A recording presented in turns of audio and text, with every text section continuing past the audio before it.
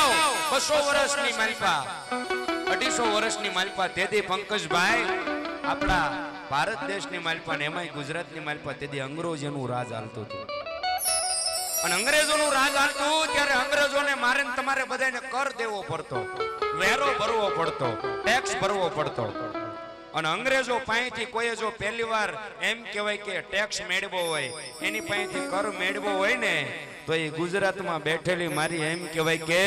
અરણેજના પાદરવાડી મારી બૂટ વાઢાડી છે, મારી બૂટ વાઢાડી અને ઈ વાઢાડી જેથી એમ કહેવાય ડોંડા પરિવારનો કુળની દેવ થઈને પૂજાતી હોય અને એને યાદ કરવા માટે ગાવું પડે પણ શું કહેવાય ત્યારે એ રેલગાડી રોકી માએ આ ગાડી રોકી મારી અરણેજવાળા બૂટ માએ રેલગાડી રોકી